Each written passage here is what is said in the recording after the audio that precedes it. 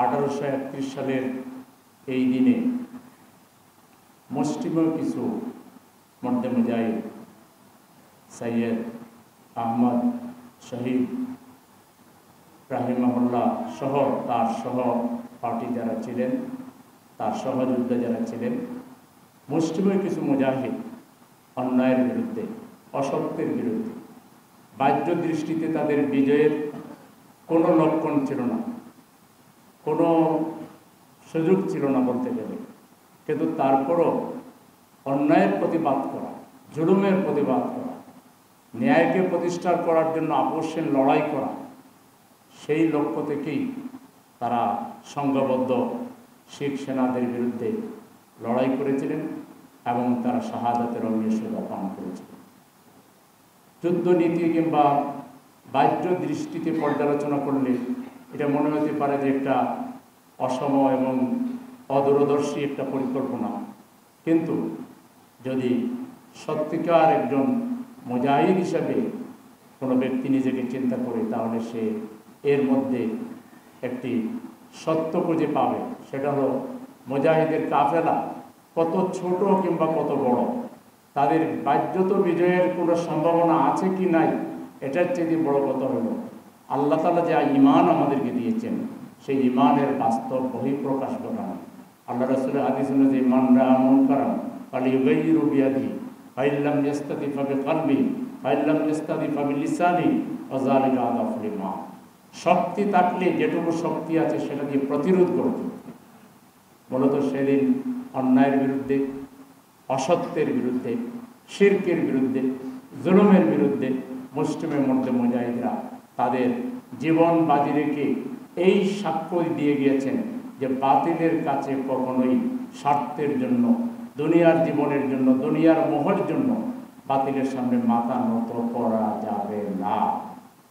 সেই সাক্ষ্যটাই সেদিন তারা দিয়ে গিয়েছে এবং তারই ধারাবাহিকতায় যুগ যুগ ধরে সেই অন্যায়ের বিরুদ্ধে, অসত্যের বিরুদ্ধে লড়াই অব্যাহত আছে।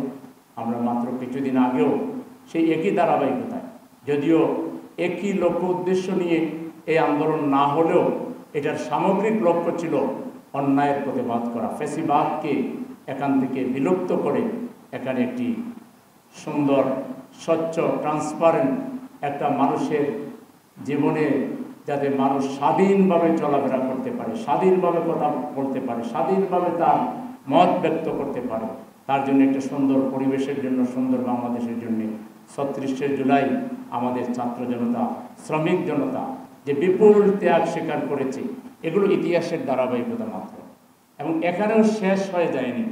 আমাদের লড়াই অব্যাহত আছে এবং লড়াই অব্যাহত রাখতে হবে। ফ্যাসিবাদীরা চলে গেলেও, ফ্যাসিবাদীরা দুর্বল হলেও তাদের ষড়যন্ত্র কখনো থেমে যায় না। তারা ষড়যন্ত্র এখনো অব্যাহত রেখেছে। এই ষড়যন্ত্রের দাঁত ভাঙ্গা জবাব দেওয়ার জন্য সেই সৈয়দ আহমদ শহীদ রাহিমাহুল্লাহদের সেই ধারাবাহিকতায় আজকেও এই বাংলাদেশের জমিন থেকে সকল প্রকার অপসংস্কৃতি, জাহালত, মানব রচিত সমস্ত তন্ত্র মন্ত্রের কবর রচনা করে এক আল্লাহর উলুহিয়তকে, রুবুবিয়তকে, তাওহীদকে প্রতিষ্ঠা করার জন্য এখানে গগনবিদারী স্লোগান নারায়ে তাকবীর, আল্লাহু আকবার তথা গোটা বাংলাদেশের ৫৮,০০০ বর্গ কিলোমিটার মাটিকে ইসলামের দুর্ভেদ্য ঘাঁটিতে পরিণত করার জন্য, মানুষের অধিকার প্রতিষ্ঠা করার জন্য আমাদেরকে সেই বালাকুটের স্মৃতিকে ধারণ করে আরও জোরালোভাবে এগিয়ে যেতে হবে। মানুষের অধিকার যে কোনো মূল্যে আমাদেরকে ফিরিয়ে দিতে হবে। মানুষের সেই বোবা কান্না বন্ধ করতে হবে। মানুষের সেই যে আজকে আশ্রয়হারা, বস্ত্রহীন, আজকে অন্নহারা যে মানুষগুলো, আজকে চিকিৎসার অভাবে দুঃখে দুঃখে যে মানুষগুলো মরছে, সেই মানুষগুলোর আশ্রয় দেওয়ার জন্য, তাদের অধিকার ফিরিয়ে দেওয়ার জন্য আমাদের যে আন্দোলন, এই আন্দোলনের ধারাবাহিকতা আমাদেরকে এগিয়ে নিতে হবে ইনশাআল্লাহ। আমরা সেই আন্দোলনেই আছি। আল্লাহ তাআলা আমাদের সবাইকে সেই আন্দোলনের জন্য কবুল করেছেন। আমরা তার শুকরিয়া আদায় করে আমরা চেষ্টা করব এই আন্দোলনকে মনে প্রাণে ধারণ করে। এই আন্দোলনের মূল মন্ত্র হচ্ছে কোরআন, এই আন্দোলনের মূল মন্ত্র হচ্ছে সুন্নাহ।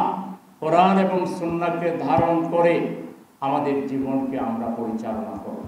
আমাদের দৃষ্টিভঙ্গি, আমাদের আমল আখলাক, আমাদের চিন্তা চেতনা, আমাদের সমস্ত কাজকর্মকে আমরা কোরআন সুন্নাহর নিরিখে গড়ে তোলার জন্য চেষ্টা করব। আমি বললাম কুলিন্না সলাতি ওয়া নুসুকি ওয়া মাহইয়ায়া ওয়া মামাতি লিল্লাহি রাব্বিল আলামিন। আর বাস্তব জীবনে আমার সেই পুরাতন জাহিলি চিন্তা চেতনা, সেই বাপদাদার চিন্তা চেতনা, সেই রসম রেওয়াজ, সেই কুসংস্কার, সে আগের জায়গায় আমি অবস্থান নিলাম, তাহলে এই ধরনের শপথের কোনো মূল্য আল্লাহর কাছে নেই। শপথ দিতে হবে এইভাবে। এই শপথটা হচ্ছে আল্লাহর সাথে আমাদের একটা অ্যাগ্রিমেন্ট, একটা কন্ট্রাক্ট। আমরা কন্ট্রাক্ট করছি যে আল্লাহ, আমাদের জীবন মরণ, আমাদের সব কিছু আপনার কাছে আমরা উৎসর্গ করে দিচ্ছি। আপনি যেভাবে বলবেন, আপনার হাবিব যেভাবে আমাদেরকে দেখিয়ে দিয়ে গেছেন, আমরা সেইভাবে আমাদের জীবন যাপন করব। এটা একটা কমিটমেন্ট। মূলত আল্লাহকে রাজি খুশি করার জন্য মাধ্যম হিসাবে জিহাদ ফি সাবিলিল্লাহকে আমাদের ফোকাসে আমরা নিয়ে আসতেছি, আমাদের মুখ্য কাজ হিসেবে আমরা গ্রহণ করছি, এইম ইন লাইফ হিসেবে আমরা গ্রহণ করছি। আল্লাহর প্রিয় গোলাম হয়ে আল্লাহকে সার্বক্ষণিক আমার স্মরণের মধ্যে, আমার চিন্তার মধ্যে, আমার সমস্ত কাজের ভিত্তি হবে তাকওয়া। এবং আমি একাকী যখন চিন্তা করব, একাকী যখন চলব, একাকী যখন থাকব, তখনও আমার চিন্তার মধ্যে আল্লাহ থাকবেন, আল্লাহর স্মরণ থাকবে, আল্লাহর ভয় থাকবে, আল্লাহর মহব্বত থাকবে, আল্লাহর ভালোবাসা থাকবে। দুনিয়ার কোনো ভালোবাসা আল্লাহর ভালোবাসার উপরে যাবে না। দুনিয়ার সকল ভালোবাসা আল্লাহর ভালোবাসার নিচে থাকবে, অনেক অনেক নিচে থাকবে। আমরা সবচেয়ে বেশি ভালোবাসবো আল্লাহকে, তার রসুলকে, তার দিনকে। আমরা সবচেয়ে বেশি অগ্রাধিকার দিব আল্লাহকে, তার রসুলকে এবং তার দিনকে। যদি এটা আমরা দিতে না পারি, আমরা মুমিনের জায়গায় নাই, আমাদের স্থান হবে ফাসিকের জায়গায়। আর ফাসিককে আল্লাহু লা ইয়াহদিল কওমাল ফাসিকিন, আল্লাহ শপথ নিয়ে বলছেন, আল্লাহ ফাসিককে কখনো পথ দেখান না।